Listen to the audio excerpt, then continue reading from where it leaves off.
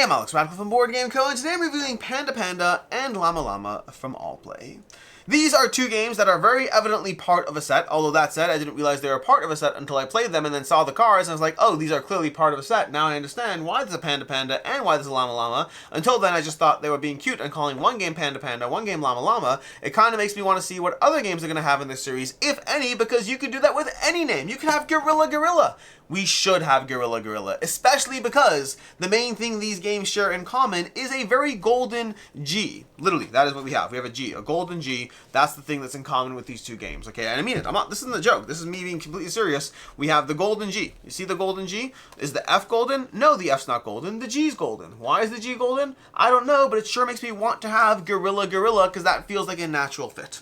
Anyways, let me show you how both these games play, tell you my thoughts on them, and go from there. We have Panda Panda. Panda Panda is basically you are trying to make a set. So you have these cards over here. You're going to be given a hand of cards over here. So let's take our hand of cards. And then on your turn, you can do one of two things. You can either discard a card, or you can add a card. That's it. That's all you can do. So let me move these up over here so you can see them. We have our deck of cards. I'm looking at the scoring opportunities over here, and I see that I can score. And the way you score is you're trying to score twice in the game. Once you score the first time, you're going to flip your card over, and now you have 1 point. Once you score a second time, you win. That's it. All you have to do is win twice. What does winning look like? Winning is that at the beginning of your turn, you reveal a hand of cards that is a specific size and has a specific number of cards. For example, if I reveal 5 cards and they're all Bs, I win. If I reveal 4 cards and they're all Cs, I win. If I reveal 6 cards and I have 2 As, 2 Cs, and 2 Es, I win. You can see this is very specific. It's very, very specific. If I have 7 cards and I have 4 As and 3 Bs, I win. That's how the game works. You're trying to reveal a specific hand. So I look at my hand over here and I'm like, you know what? I don't know what I can get over here. Let me try to work my way. I'll draw a card. On my turn, I'm going to draw a card. There we go. I have a C now. Is that better? It is better because now I have C and E over here. Oh my gosh, it's great. I have a winning hand. The problem is I have 6 cards. I can't reveal 6 cards. Even though 2 of these are a winning hand, I have to get down to 2. Next player takes their turn, they do their thing, and on my next turn, I'm going to discard a card to my personal discard pile. Everyone has a personal discard pile in front of them. I'm going to discard this, and that's my turn. It's going to go round and around. Now I'm trying to discard my next card, and this is where it gets a little tricky because I'm going to discard this card, and it's a B. Great, it comes back to my turn. I discard an A. Now when you discard an A, everyone has to pass a card. So I'm going to pass this A to the player on the left, so also going to pass me a card from their hand, and now I have a B. That's perfect. This is looking great except for one thing. The players have realized that I am clearly trying to discard cards. They've realized that. And so now what happens is somebody else is going to discard a card. They're going to discard an A as well, because whenever you discard an A, it triggers a mandatory passing. So they're going to discard an A, knowing full well that now I have to go ahead and cycle this B, which is not enough cards. Or alternatively, maybe they hold on to it. Maybe they wait, because maybe I'm working my way towards a 2-hand card. They don't know what the odds are. So they wait until I discard a B, which I do, and then they play an A to their personal discard. This is not a shared discard pile, to be very clear. Everyone has their own personal discard pile. They discard an A, and suddenly I have to pass one of my cards. Basically, you have 2 options in the game. You either draw a card or discard a card to your personal discard pile. When you draw a card, by the way, you can draw from other players' discard piles, which does introduce cards that are constantly coming into play. But when you discard an A, it triggers a mandatory passing. If at the beginning of your turn, and only at the beginning of your turn, you have one of these hands over here, you can say, look, I have X cards and those combinations, and I score a point. It's fast, it's silly, it's stupid, and it's fun. But the key word there is it's fun. The game is going to have you trying to work your way towards basically discarding and drawing cards, and it's going to start off with one player going like, oh, I win. The more you play this with your friends, the more you'll start paying attention to the various cards other players have, what they are taking from cards in front of you, and whether they are adding up or discarding down, and especially those 2 cards hand, because the 2 card hands are almost so easy to get. But if you see your friend discard down to a 2 card hand, you better be prepared to drop that A in front of you and force them to cycle a card from their hand. It is so satisfying. The game's fun. The game's fun. We'll talk about my ratings and my final opinions and thoughts on it shortly, but first I'm going to put this away and then tell you how you play Llama Llama.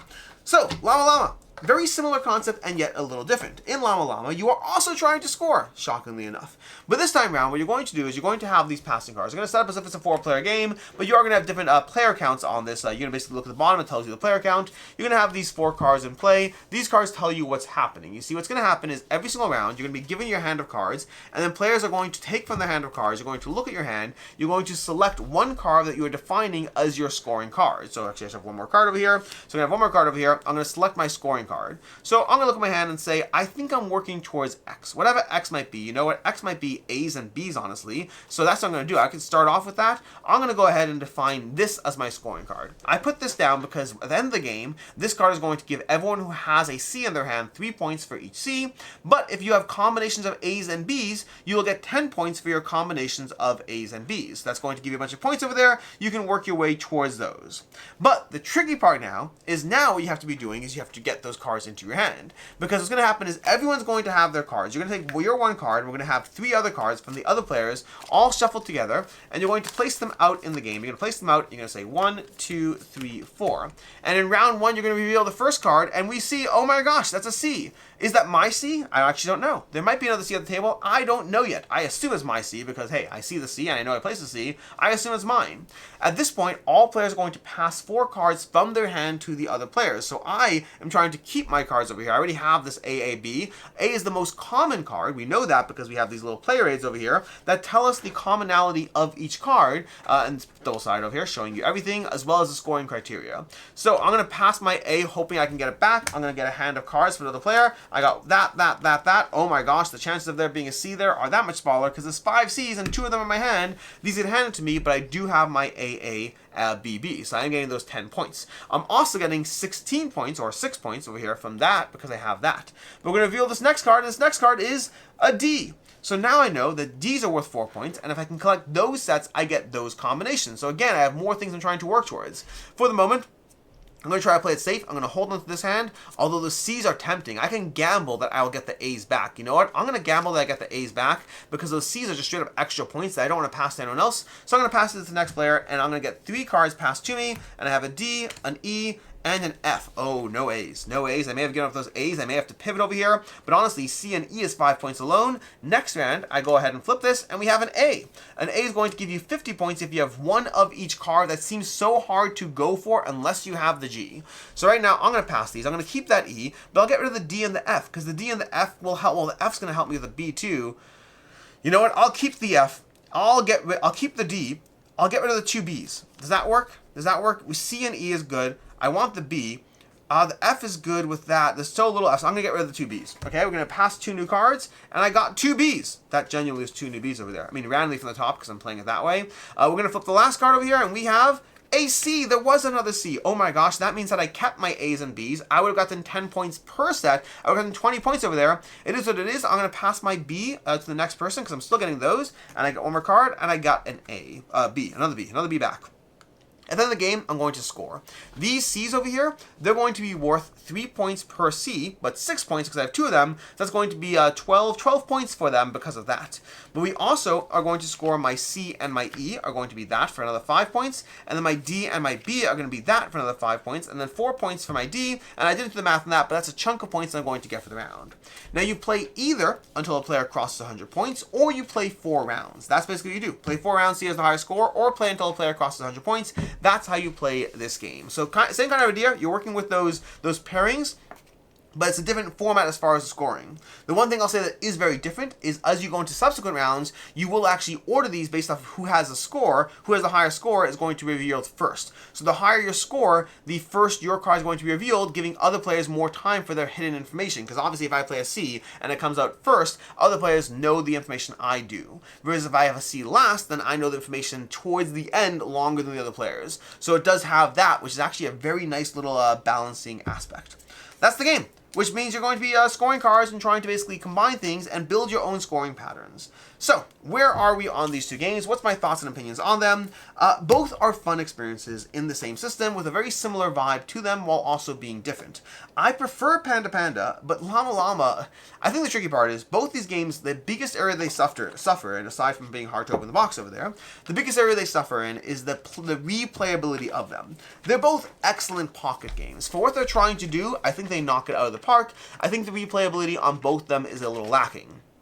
I find Llama Llama to be a little bit more satisfying when you can pull it off, but it also feels a bit more random. It feels a bit more chaotic as far as the controls out of your hands as to what players pass you and what they played. So it's a little bit more fun in terms of the highs that you can achieve, but the overall experience I think is a little less player agency than I'd like. Don't get me wrong, there's a decent amount of luck in Panda Panda, but it feels more within your control.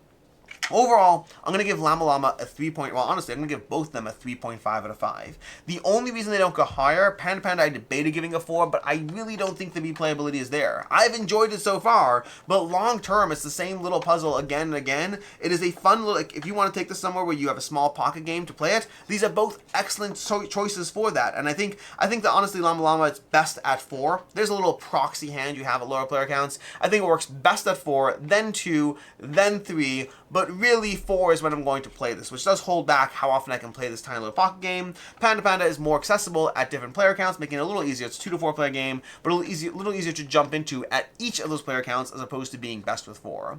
Ultimately, they're both good games. They're both 3.5 out of 5s. I kind of wanted to give them higher ratings, but I just don't think the replayability is there long term on either of them. In any case, until next time, this is my review for Llama Llama and Panda Panda. I can't wait to review Gorilla Gorilla from Allplay when they inevitably make it with a giant golden B, just to throw people off, because the G's expected at that point. In any case, until next time, I'm Alex Radcliffe from Board Game Co. I hope you found this review helpful, and as always, I hope you have a good one.